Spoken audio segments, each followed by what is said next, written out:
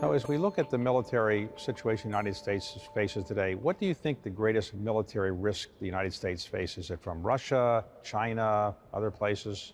I think it's China, and I've said that publicly many times.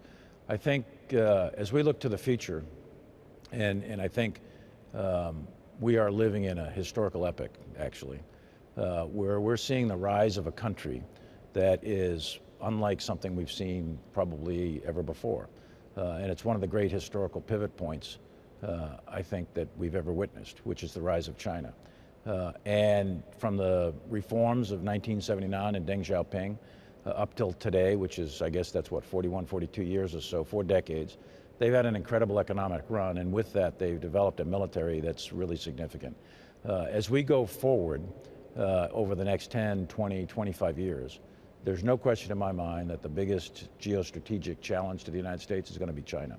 That I have no doubt at all. Russia is important, not unimportant at all. Russia has very significant military capabilities. North Korea, Iran is still there. Terrorists are going to be around for quite a while.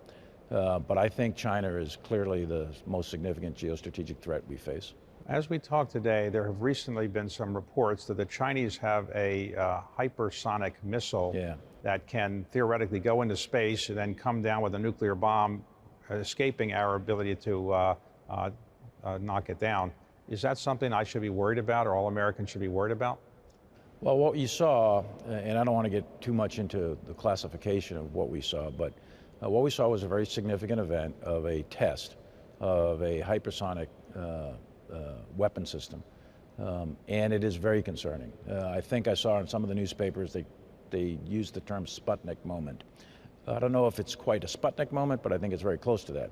So it's a very significant technological event that occurred, or test that occurred by the Chinese, and it has all of our attention, and we're paying it. But that's just that's just one weapon system.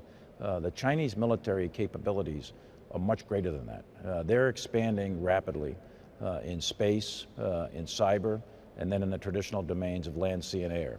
And they have gone from a peasant-based infantry army that was very, very large in 1979 to a very capable military that covers all the domains and has global ambitions. So China is very significant on our horizon.